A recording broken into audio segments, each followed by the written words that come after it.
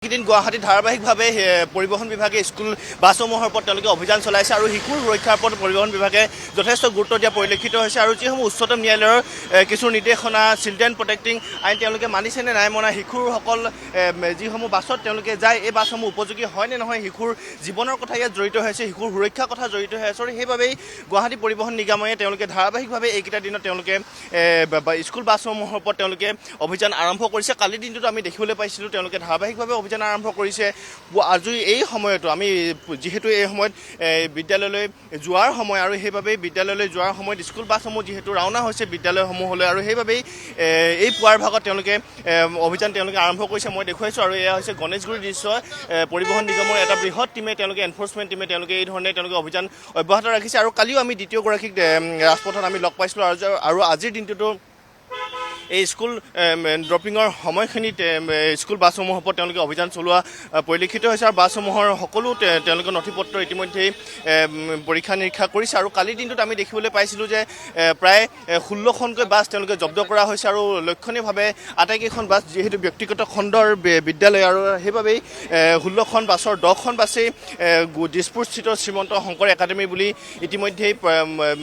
পোহৰলৈ আহিছে আৰু আজিও মই দেখুৱাইছোঁ এই ধৰণেই পৰিবহণ বিভাগে স্কুল বাছসমূহৰ ভিতৰত প্ৰৱেশ কৰি তেওঁলোকে তন্নকৈ পৰীক্ষা কৰিছে আৰু যিহেতু এগৰাকী লেডি এটেণ্ডেঞ্চ থকাটো অত্যন্ত প্ৰয়োজন আৰু এইখন বাছত আৰু এইখন বাছ হৈছে মনফৰ্ড লেডি এটেণ্ডেঞ্চ আমি দেখা পাইছোঁ এইখন বাছত আৰু তেওঁলোকে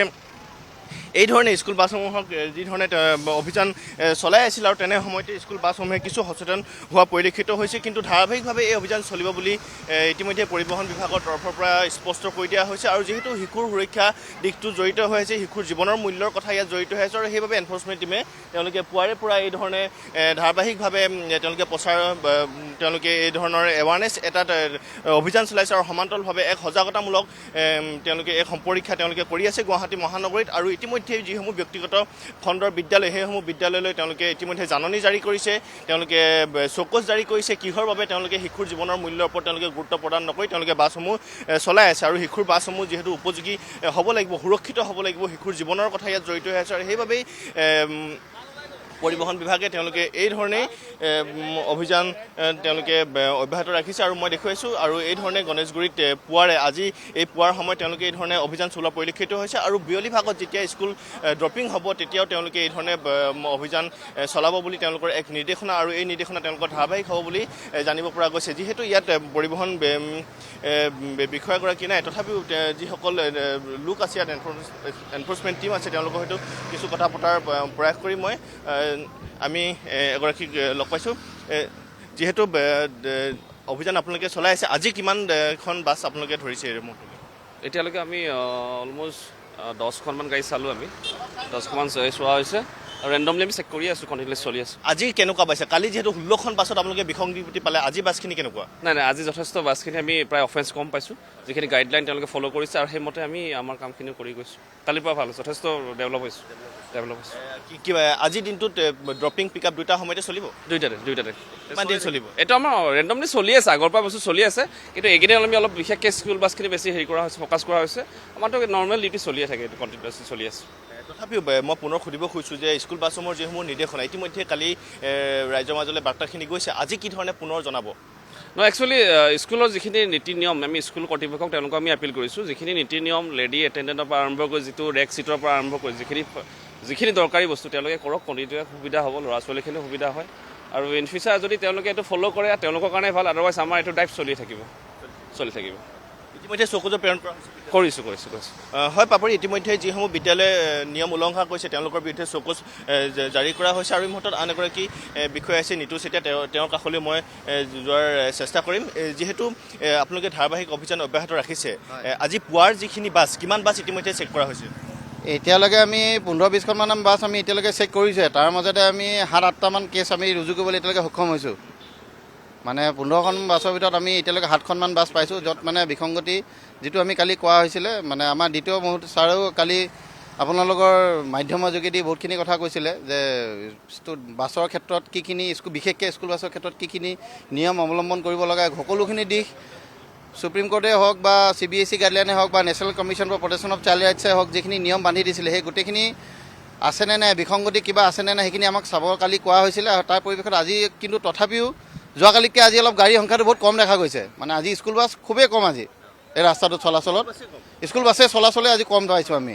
যোৱাকালিতকৈ। মানে যোৱাকালি এইটো টাইমত পূৰা ভিৰ হৈ গৈছিলে, ৰাছ হৈ গৈছিলে, কিন্তু আজি তেনেকুৱা দেখা পোৱা নাই ইয়াত আমি। কিন্তু যিকেইখন পাইছোঁ তাৰ মাজতে 15খনমান আমি চেক কৰিছোঁ, তাৰ মাজত 7খনমান আমি বিসংগতি আমি পাইছোঁ। আৰু সেই তেনেকৈ সেইটো হিচাপত কোন কোন বিদ্যালয় সেইকেইখন? ইয়াতে বেলেগ বেলেগ বিদ্যালয় আছে। ইয়াতে আপোনাৰ নাই, আজি শ্ৰীমন্ত একাডেমি এতিয়ালৈকে আমি পোৱা নাই। আমি শ্ৰীমন্ত একাডেমি পোৱা নাই, কিন্তু আমি বেলেগ কিছুমান স্কুল পাইছোঁ, কেইবাখনো স্কুল আমি পাইছোঁ য'ত বিসংগতি আছে। হা ব্যক্তিগত খণ্ড বিদ্যালয় হয় গোটেইকেইখন, প্ৰায়ভাগ গোটেইকেইখন ব্যক্তিগত খণ্ডৰ বিদ্যালয় হয়।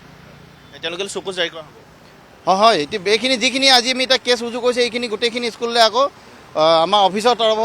তৰফৰ পৰা আকৌ এখন চৌকত জাননী তেখেতসকলে স্কুললৈ কৰ্তৃপক্ষলৈ জাননী মানে প্ৰেৰণ কৰা হ'ব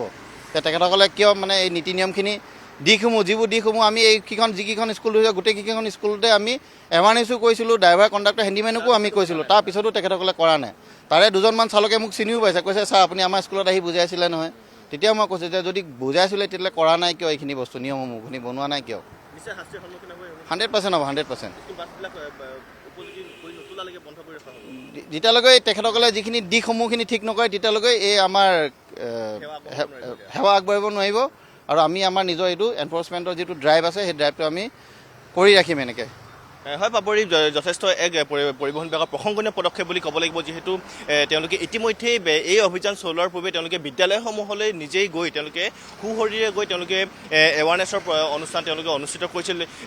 স্কুল কৰ্তৃপক্ষক তেওঁলোকে বুজাইছিল কথাটো, আৰু তেওঁলোকে এক সজাগতামূলক দিশ তেওঁলোকে এক পৰিৱেশৰ সৃষ্টি কৰিবৰ কাৰণে তেওঁলোকে চেষ্টা কৰিছিল। কিন্তু তাৰ পাছতো বিদ্যালয়সমূহে তেওঁলোকে নিজৰ মৈমতালি অনুসৰি তেওঁলোকে কোনো ধৰণৰ নীতি নিৰ্দেশনা মনা নাছিল, সুপ্ৰিম কোৰ্টৰ নীতি নিৰ্দেশনা মনা নাছিল, শিক্ষা সংসদৰ নীতি নিৰ্দেশনা তেওঁলোকে মনা নাছিল, আৰু সকলো নীতি নিয়ম উলংঘা কৰি তেওঁলোকে ষ্টুডেণ্টখিনিক অনা নিয়া কৰি আছিল। কিন্তু তাৰ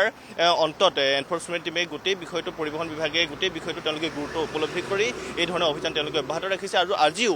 লক্ষণীয়ভাৱে কালিৰ দিনটোত 16খন বাছ ইতিমধ্যে কালি জব্দ কৰা হৈছিল, পৰীক্ষা নিৰীক্ষা কৰা হৈছিল, বিসংগতি ধৰা পৰিছিল। আৰু আজিৰ দিনটোতো তেওঁলোকে 15খন বাছৰ ভিতৰত 7খন বাছে বিসংগতিপূৰ্ণ বুলি তেওঁলোকে জনাইছে। অত্যন্ত এক উদ্বেগজনক বিষয়, য'ত গোটেই বিষয়টোৰ লগত শিশুৰ ভৱিষ্যত, শিশুৰ জীৱন জড়িত হৈ আছে। আৰু পৰিবহণ বিভাগৰ তেওঁলোকে স্পষ্টভাৱে ঘোষণা কৰিছে যে তেওঁলোকে এই অভিযান ধাৰাবাহিকভাৱে তেওঁলোকে গুৱাহাটী ৰাজপথত চলাই যাব।